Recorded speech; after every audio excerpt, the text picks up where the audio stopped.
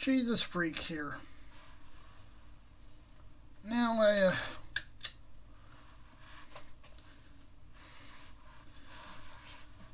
was watching Tim Nichols' video this morning, well, this afternoon, because it was literally noon. And he explained the whole thing that I've tried to say about the relationship between Israel and Christendom better than I could. But I'm going to try anyways to try to make it clear what I've been trying to say. Because I think because I use certain terminology that people have a visceral reaction, they stop listening to what I'm saying. There's a meme in certain evangelical circles that God gave the Holy Land to the children of Israel, no strings attached.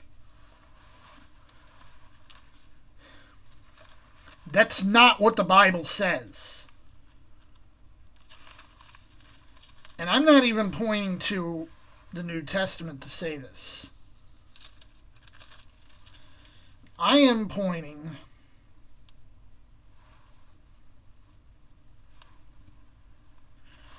to Leviticus.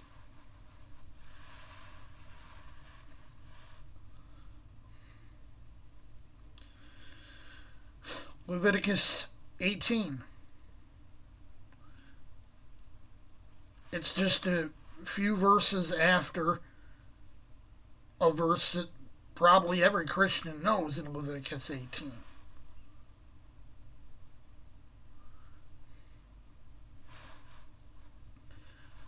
And it says, this is God giving the law to Israel. He says, "You shall therefore keep my statutes and my judgments, and shall not commit any of these abominations, neither any of your own nation, nor any stranger that sojourneth among you. For all these abominations have the men of the land done, which were before you, and the land is defiled, that the land spew not you out also when you defile it, as it spewed out the nations that were before you."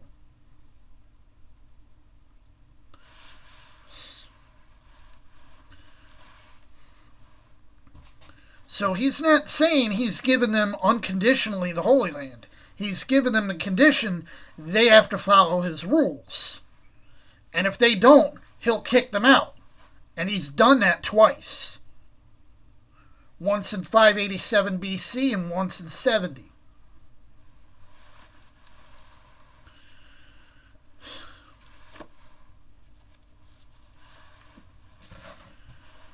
So that's where I'm going to start.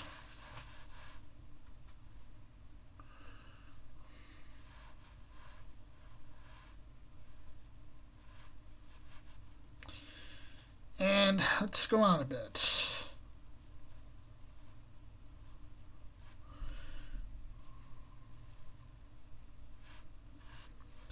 Paul uses two particular and interesting phrases.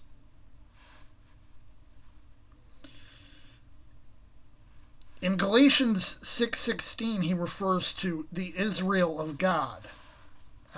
Quote the whole verse so you can see the context I'm coming from.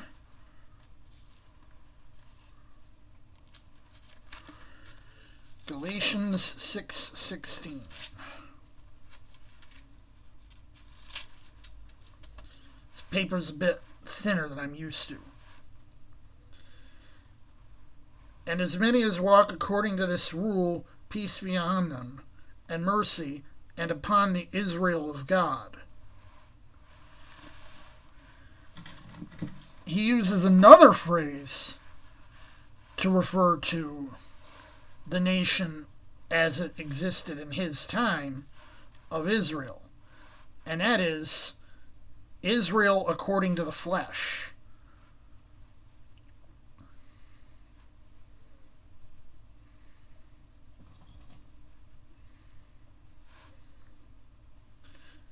That is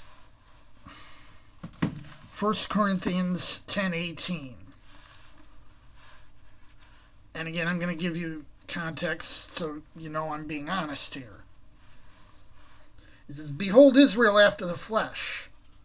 Are not they which eat of the sacrifice and partakers of the altar?"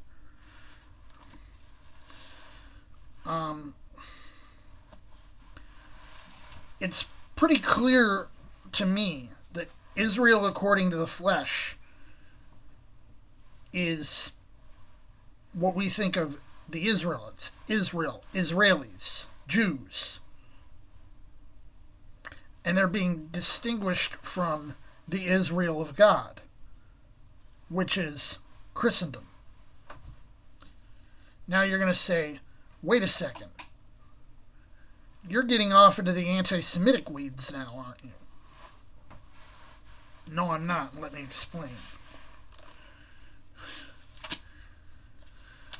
A lot of times when I've tried to explain this,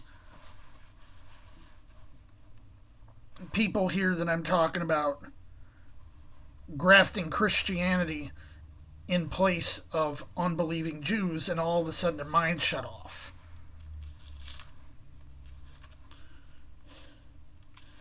Because they've been told, oh, the Jews are their own thing.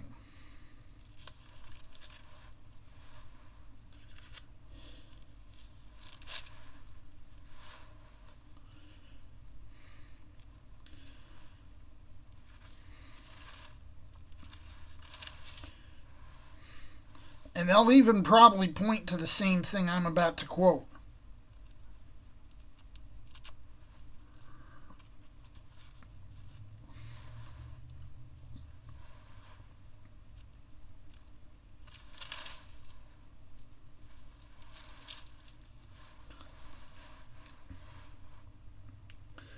And if some of the branches be broken off, and thou being a wild olive tree wert grafted in among them, and with them partakest of the root and fatness of the olive tree.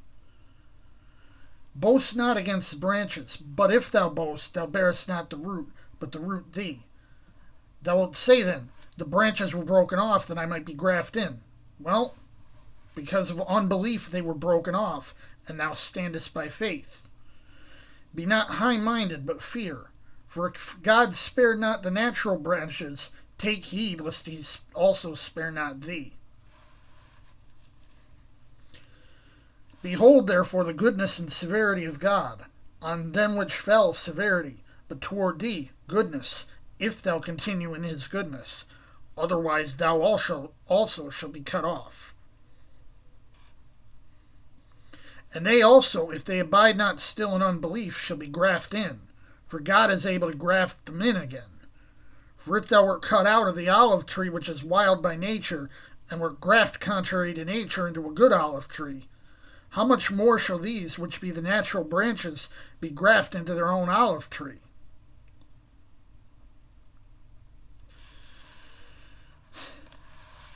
I'll explain what's going on here, what his analogy is.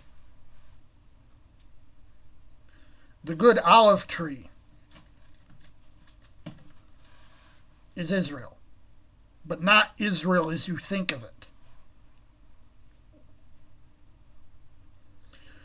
The branches that are pruned off are the original Israel, the Jews. However, some of those branches are restored. Those are the believing Jews. And wild branches are grafted in. Those are Christians.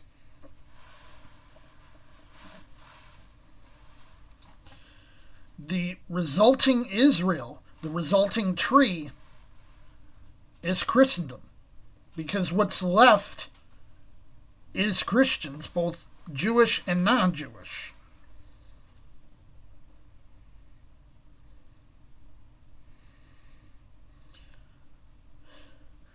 And remember, he said that God, just as God can put the original branches back, he can also take off the grafted ones. He can cut them back out.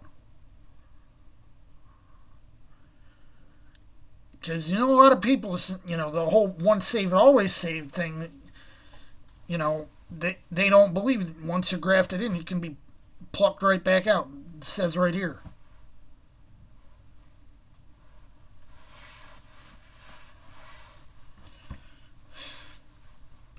Just wanted to make clear how I understood the olive tree analogy, because I've taken a bit of heat for that.